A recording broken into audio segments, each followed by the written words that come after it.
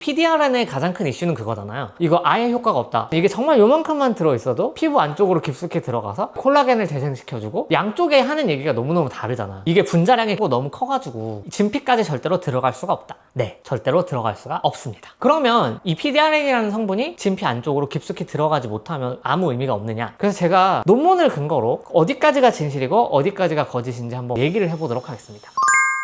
화장품 성분에도 유행이라는 게 있습니다. 한국 이제 코리안 뷰티 초기에는 달팽이 점액질이 엄청 유행이었단 말이에요. 한국에서도 달팽이 점액질이 유행이었고, 그게 또 미국에 와가지고 미국에서도 한동안 굉장히 유행이었습니다. 이제 그 시기가 지난 다음에 재생 성분으로 테카, 그러니까 병풀 추출물이 굉장히 인기를 끌었었잖아요. 그래서 뭐 지금까지도 인기를 끌고 있고, 실제로 이제 그거는 연구도 굉장히 많이 돼서 상처 치유라던가 재생에 도움이 된다, 뭐 콜라겐 합성도 올려준다, 뭐 여러 가지 근거가 있는 굉장히 좋은 물질이고, 2020년 이후에 인기를 끌고 있는 게 이제 바로 PDRN이잖아요. 근데 PDRN이 정확히 뭔지 모르시는 분들이 엄청 많더라고요. 그리고 이 인플루언서 분들 중에서 굉장히 팩복을 잘 하시는 분들은 이거 아예 효과가 없다.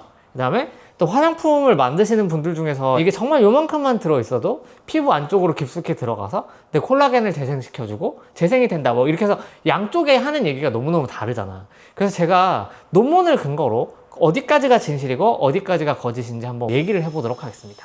여러분 끝까지 시청해주세요. PDRN에 대해서 얘기를 하려고 하면 이 PDRN이 뭔지를 알아야 됩니다, 여러분.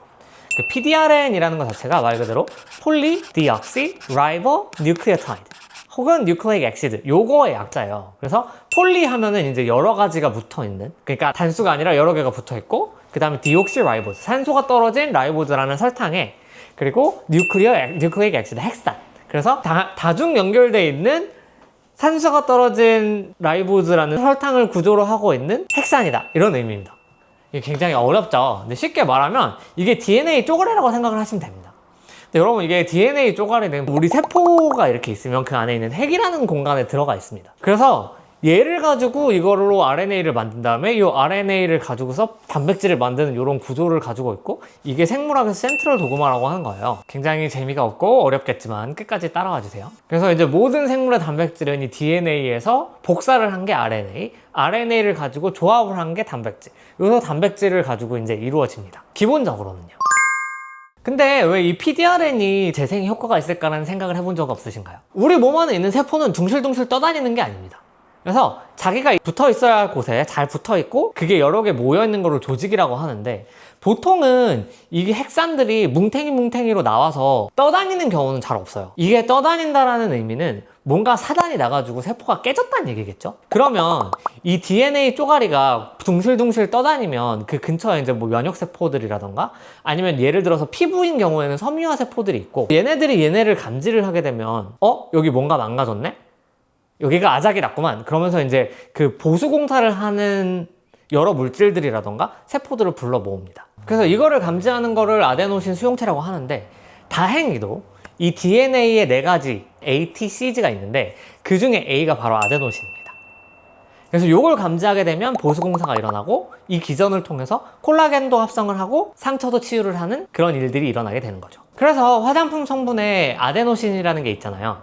같은 기전을 이용하는 성분이라고 보실 수가 있겠죠. 근데 문제는 이 아데노신의 경우에는 안정도가 그렇게 높은 물질은 아닙니다. 왜냐하면 피부라던가 피부 안쪽, 특히 진피층에는 디아미네이즈라는 물질들이 있고, 얘네 같은 경우에는 얘네를 빨리 분해시키는 역할들을 하기 때문에 너무 빨리 턴오버가 되는 아데노신 성분의 경우에는 완전히 효용도가 높다고 보기는 사실 힘이 듭니다.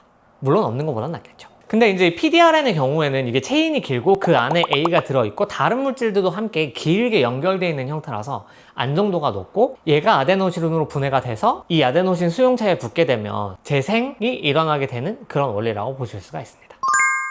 근데 이 PDRN의 가장 큰 이슈는 그거잖아요. 이게 분자량이 너무 커가지고 진피까지 절대로 들어갈 수가 없다. 네, 절대로 들어갈 수가 없습니다. 왜냐하면 500달톤 룰이라는 게 있어요. 사실은 이게 정확하게 이 PDRN과 같은 성분을 판단을 할 때 500달톤이라는 판단을 하는 건 사실 저는 좀 잘못됐다고 생각을 하거든요. 왜냐하면 달톤이라는 단위 자체가 단백질의 중량을 체크하는, 단백질의 사이즈를 재는 단위인 거지, 이 DNA는 핵산이잖아요. 그래서 좀 단위가 다르기는 해요. 근데 물론 그렇다고 해서 PDRN이 아예 상관이 없고 피부 안으로 쏙쏙 들어가는 건 절대 아닙니다. 그래서 얘가 진짜 진피 깊숙이 들어가서 A2A 수용체에 붙고 A2A 수용체에 붙은 다음에 내 콜라겐을 막 재생을 해준다. 이건 절대 안 된다고 볼 수가 있겠죠.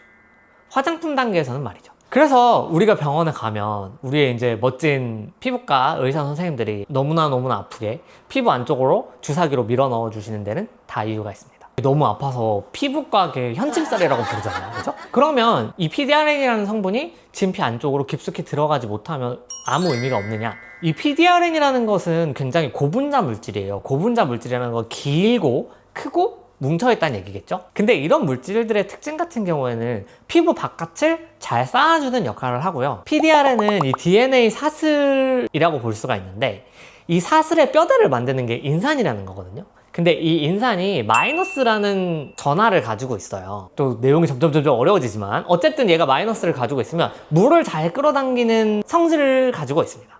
히알루론산도 같은 원리예요. 그래서 근처에 물을 잘 잡아주기 때문에 피부 위에 반짝반짝한 물막을 잘 만들어주는 역할을 할 수 있는 성분이라고 볼 수가 있고요. 또 하나는 얘가 길게 만들어져 있는 핵산이기 때문에 피부 위쪽에서 조금 천천히 분해가 되겠죠?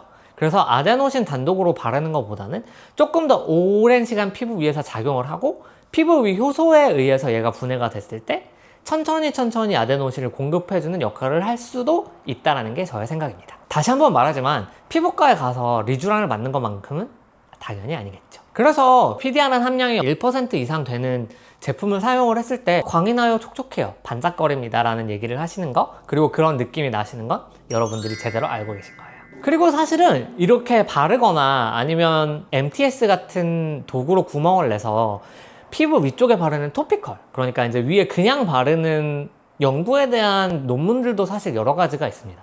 근데 이제 뭐 어느 쪽에서는 이게 사실 임팩트 팩터가 너무 높거나 이런 논문들은 아니기 때문에 신빙성이 떨어진다라고 얘기를 하는데, 사실은 이 PDRN 주사에 관한 논문들도 그렇게 임팩트 팩터가 높지는 않습니다. 왜냐하면 이게 아무래도 병이라던가 기초과학에 대한 연구가 아니기 때문에 임팩트 팩터가 높은 저널에선 잘 실어주지는 않기 때문이죠. 그래서 저도 PDRN 관련돼 있는 이런 제품들을 많이 가지고 있고요. 내가 조금 더 피부가 반짝반짝하게 광이 났으면 좋겠다라고 할 때는 자주 사용을 하는 제품들이고요. 가격들도 PDRN이 잔뜩 들어있어도 굉장히 저렴한 제품들이 많이 있습니다, 여러분. 뭐 안 한 얘기 있다. PDRN을 왜 굳이 너메시